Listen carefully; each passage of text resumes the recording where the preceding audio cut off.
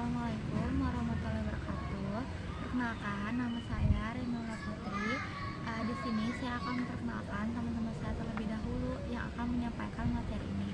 Materi pertama akan disampaikan oleh saya, materi kedua akan disampaikan oleh Sari, materi ketiga akan disampaikan oleh Aulia, dan pemateri keempat atau terakhir akan disampaikan oleh Sofia. Ini kita akan membahas tentang stres dan manajemen stres. Ada yang tahu nggak sih stres dan manajemen stres itu apa? Di sini materi akan menyampaikan materi-materi tersebut. Assalamualaikum warahmatullahi wabarakatuh. Perkenalkan, nama saya Rimana Putri. Di sini saya sebagai pemateri pertama akan menyampaikan tentang pengertian stres. Apa sih itu pengertian stres? Stres itu artinya berbeda-beda. Kata stres juga diartikan sebagai kejadian tidak menyenangkan atau mungkin dianggap penyakit. Nah, di dalam masyarakat umum, stres itu artinya bingung, takut, susah. Nah, di dunia tanpa stres itu tidak mungkin. Sama seperti di dunia juga tanpa kuman juga tidak mungkin.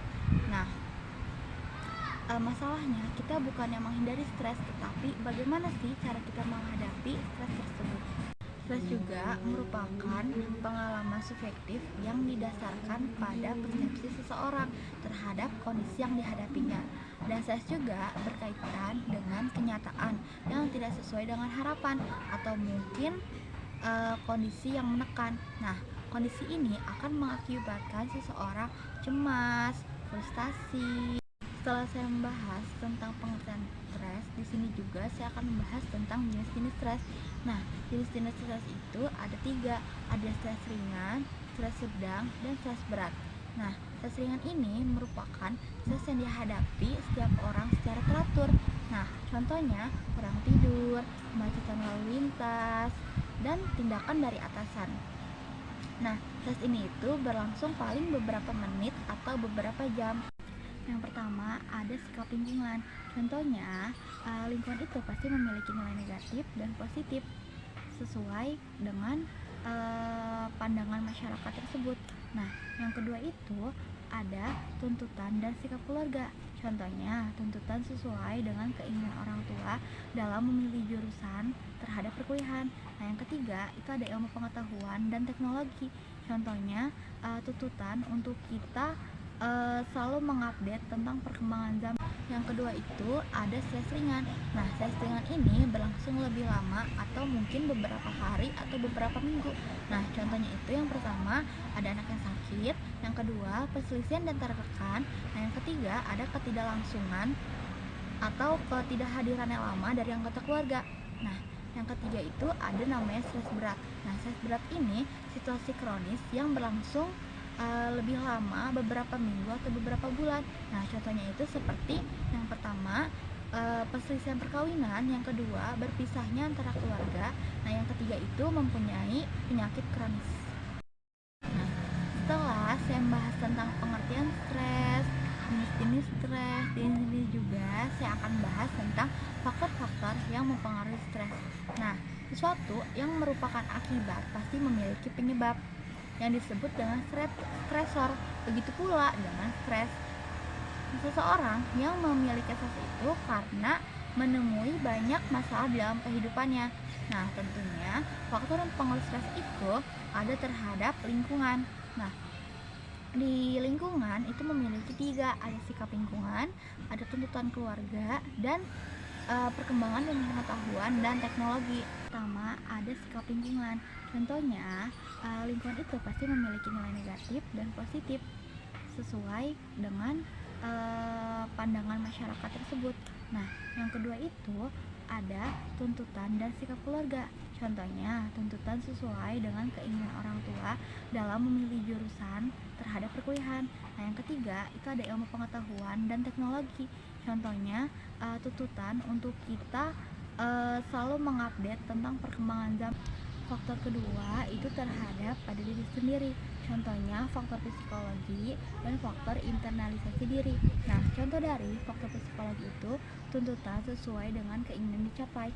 Nah, kalau contoh dari faktor internalisasi diri itu, contohnya itu tuntutan individu yang terus-menerus menyerap sesuai dengan keinginan perkembangan. Faktor ketiga itu tentang faktor pemikiran. Nah, contohnya yang pertama itu penelitian individu terhadap lingkungan. Yang kedua, cara penilaian diri. Assalamualaikum warahmatullahi wabarakatuh. Perkenalkan, nama saya Ridaya Sari dari kelompok 4, Stres dan Manajemen Stres. Kali ini saya akan menyampaikan materi mengenai indikasi atau gejala stres.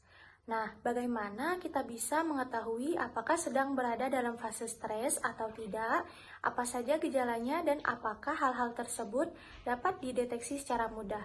Sebelum itu, teman-teman jangan sampai self-diagnosis ya. Jadi, gejala stres itu ada 3. Yang pertama, gejala psikologis. Gejala psikologis itu biasanya dapat kita rasakan atau kita lihat dari fisik.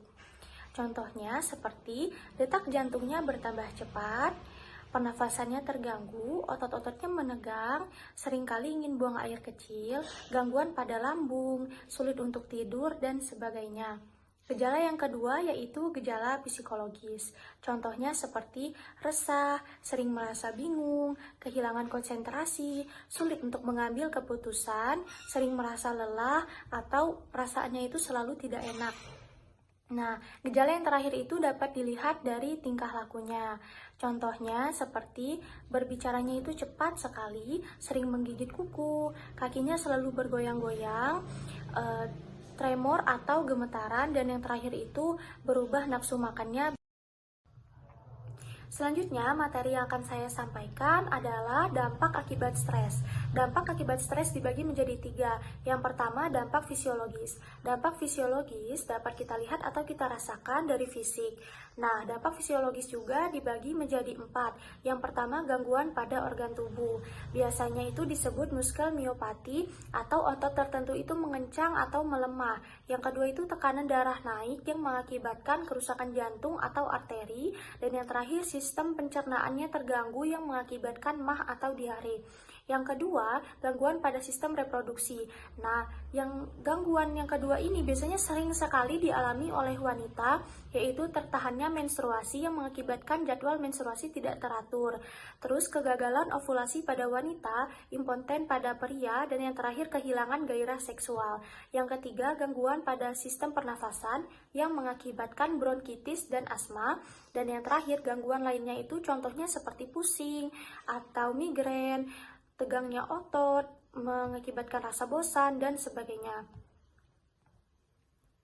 Yang kedua, dampak psikologis. Dampak psikologis itu cirinya seperti keletihan emosi, mudah jenuh, penghayatannya jadi berkurang. Terus yang kedua, terjadi depersonalisasi, yaitu dalam keadaan stres berkepanjangan seiring dengan kewalahan atau keletihan emosi.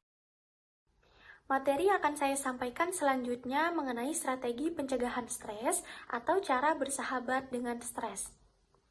Untuk mencegah mengalami stres itu setidaknya ada 3 lapisan. Lapisan yang pertama yaitu dengan cara mengubah cara kita melakukan sesuatu.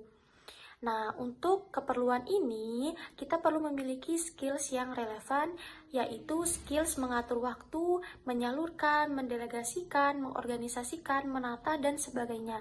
Bisa juga dengan cara kita membatasi atau menyaring hal-hal yang akan masuk ke dalam diri kita. Nah, lapisan yang kedua, yaitu strateginya dengan cara kita menyiapkan diri untuk menghadapi stresor atau stres yang akan mendatang. Seperti dengan cara berrekreasi, istirahat yang cukup, meditasi, diet, olahraga, dan sebagainya, atau dengan cara membangun hal-hal positif. Lapisan yang ketiga adalah strategi bagaimana caranya kita menangani dampak stres yang sudah terlanjur ada, yaitu dengan cara meminta bantuan jaringan suportif atau bantuan profesional. Assalamualaikum warahmatullahi wabarakatuh. Saya Rizky Aulia Wulandari. Saya akan menjelaskan materi tentang manajemen stres. Tahukah kamu bahwa stres dapat menyebabkan kekacauan pada keseimbangan emosional dan kesehatan fisik seseorang, terutama bagi mereka yang sedang stres. Stres dapat datang dari mana saja, dan stres itu sendiri tidak dapat sepenuhnya dihindari. Jika stres tidak dikelola dengan baik, kamu dapat melarikan diri dari stres dengan melakukan hal-hal yang dapat berdampak buruk bagi kesehatan fisik dan mental. Semua individu membutuhkan keterampilan manajemen stres yang baik. Hal ini karena pada prakteknya, stres dapat datang dari mana saja dan kapan saja. Lalu, apa itu manajemen stres? Manajemen stres ialah seperangkat teknik dan program yang dimaksudkan untuk membantu orang mengatasi stres secara lebih efektif dalam hidup mereka dengan menganalisis pemicu stres tertentu dan mengambil tindakan positif untuk beberapa gejala umum yang dapat memicu terjadinya stres. Di antaranya adalah kesulitan tidur, kenaikan berat badan atau penurunan berat badan, sakit perut, sifat mudah marah, serangan panik, sakit kepala, kesulitan berkonsentrasi, tangan atau kaki berkeringat, tidur berlebihan, isolasi sosial, kelelahan, mual, merasa kewalahan, dan perilaku obsesif dan kompulsif. Untuk meyakinkan kamu dengan pentingnya memprioritaskan manajemen stres, berikut adalah fakta yang dapat membantu. Di antaranya, stres telah disebut sebagai silent killer karena dapat menyebabkan penyakit jantung, tekanan darah tinggi, nyeri dada, dan detak jantung yang tidak teratur. Selanjutnya ada telogen effluvium, adalah hasil dari kerontokan rambut yang disebabkan oleh stres yang dapat terjadi hingga 3 bulan setelah peristiwa stres. Stres menyumbang 30% dari semua masalah infertilitas. Pada wanita, stres dapat menyebabkan kejang pada saluran tuba dan rahim, sedangkan pada pria dapat mengurangi jumlah sperma dan menyebabkan disfungsi ereksi. Para peneliti telah menemukan bahwa stres memperburuk jerawat lebih dari prevalensi kulit berminyak. Stres juga dapat menyebabkan kenaikan berat badan. Hormon stres kortisol telah ditemukan menyebabkan akumulasi lemak parut dan pembesaran sel-sel lemak, sehingga menyebabkan lemak tersebut menjadi berpenyakit. Korelasi telah ditemukan antara stres dan 6 penyebab kematian teratas, yaitu kanker, penyakit paru-paru, penyakit jantung, sirosis hati, kecelakaan, dan bunuh diri. Pada anak-anak, stres kronis telah ditemukan berdampak negatif pada pertumbuhan perkembangan mereka karena penurunan hormon pertumbuhan di kelenjar pituitari. Stres kronis dapat menekan dan menyebabkan kerusakan pada arteri dan organ. Hal ini terjadi karena inflamasi dalam tubuh kita yang disebabkan oleh sitokin. Stres juga bertanggung jawab untuk mengubah kadar gula darah kita. Perkenalkan, nama saya Sylvia.